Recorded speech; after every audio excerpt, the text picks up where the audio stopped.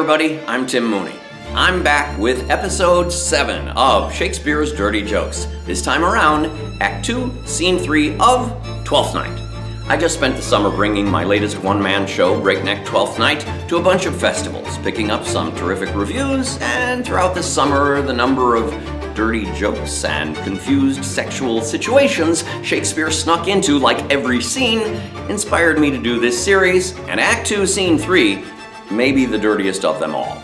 Here, we return to Olivia's house, where we find Toby and Andrew drinking late into the night. Sir Toby has worked out a logical fallacy aimed at drinking even more. Since people refer to anything after midnight as being early in the morning, that would mean that to actually go to bed after midnight would be, in some sense of the word, going to bed early, or betimes, as they would call it.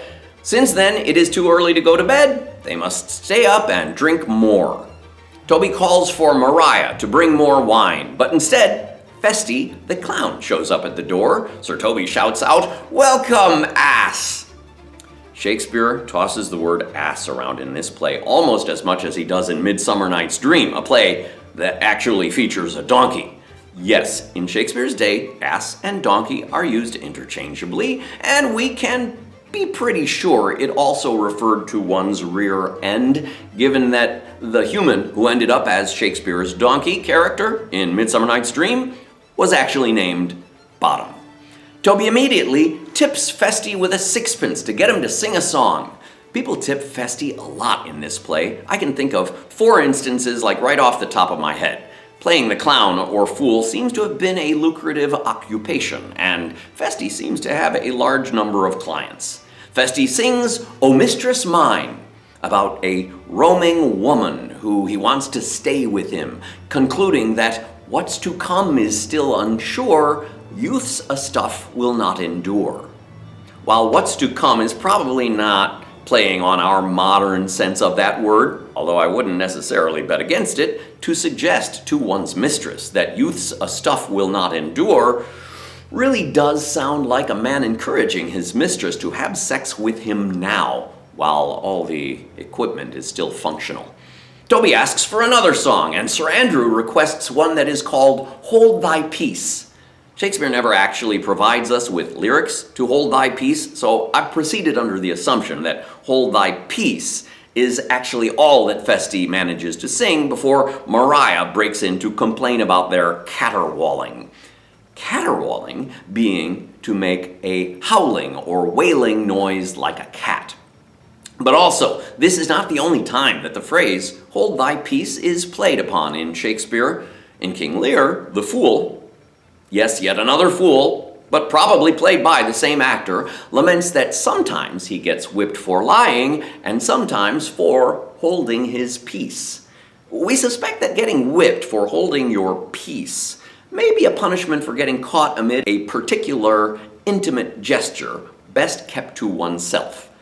Coincidentally, such a gesture might well impact the tone of one's voice. Given that Mariah comes in to complain about caterwauling, I've combined that gesture with a burst of falsetto.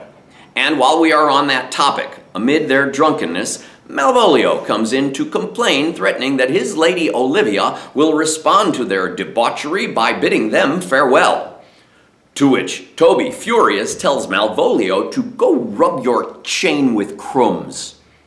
Now, if and when you Google the meaning of "go rub your chain with crumbs," you will find many an extensively researched explanation that high-ranking household officials, perhaps Malvolio's role as steward would qualify as such, would often have gold chains as a designation of their office, and that the process of cleaning these chains involved somehow rubbing them with crumbs. So, you see, not dirty at all.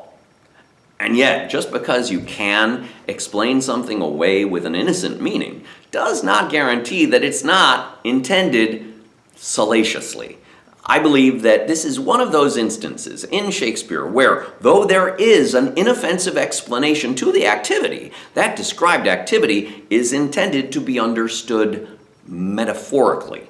Given that, Malvolio immediately gets really offended and storms off threatening to complain to Olivia. I think we're justified in playing this line in a tone of rudeness, perhaps with a gesture. Maria even follows up Malvolio's exit, calling after him, "Oh, go shake your ears." This also sounds a bit dirty, and it turns out that to shake your ears is to act like a donkey, which means that even Maria is calling Malvolio an ass. Maria is not done yet. She has a plan to gull Malvolio into a common recreation, even suggesting that if she can't make a mockery out of him, do not think I have wit enough to lie straight in my bed. Why would Maria need to lie straight in her bed?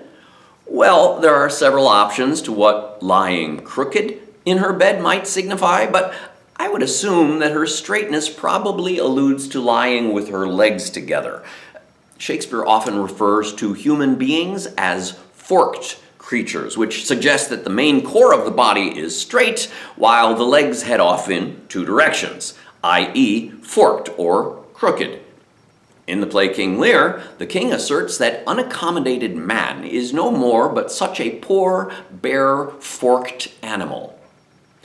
I've started work on King Lear as my next breakneck show, so I've got a lot of Lear language dancing around my head these days.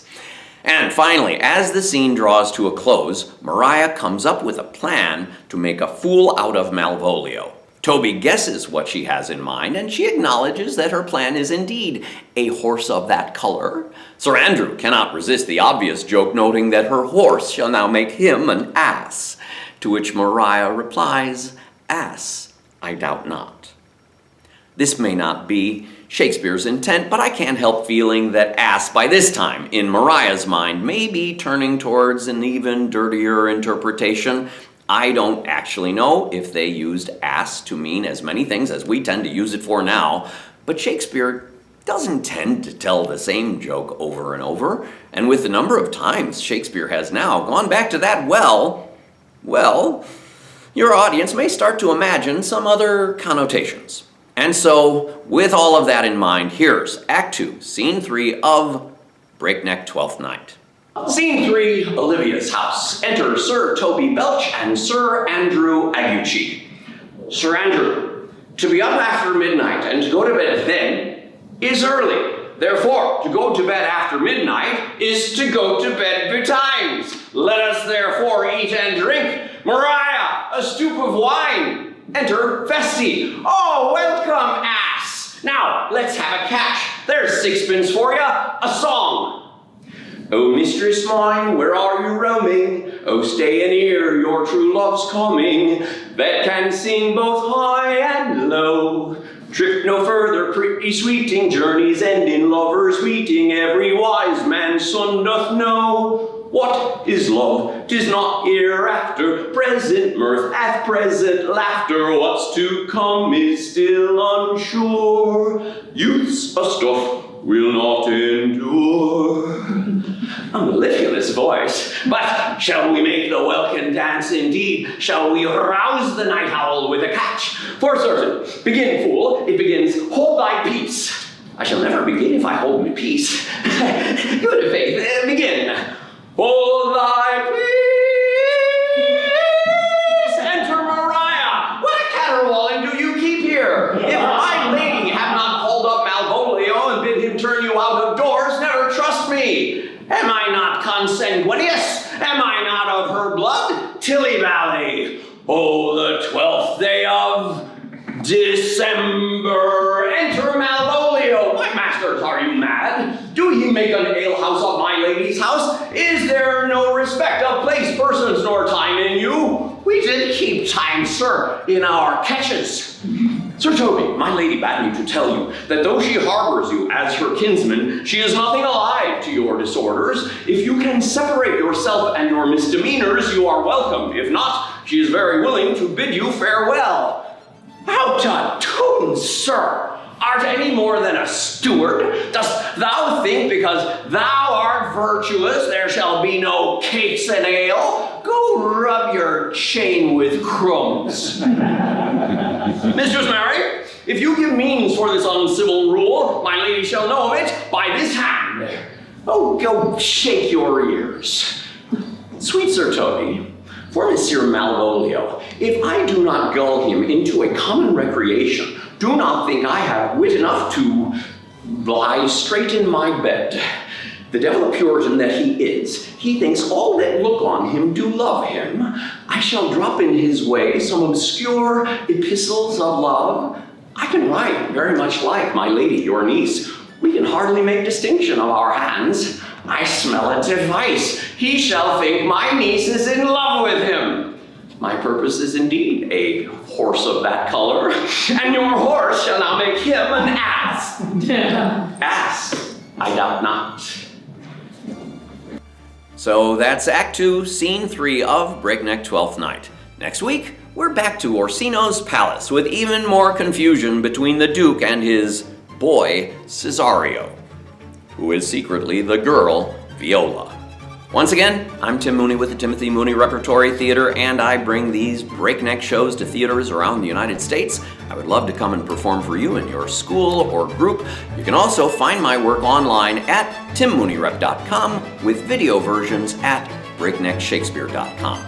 Finally, if this is the kind of Shakespearean interpretation that you would like to see more of, shame on you, you can support our work at patreon.com/TimMooneyRep. See you on the stage.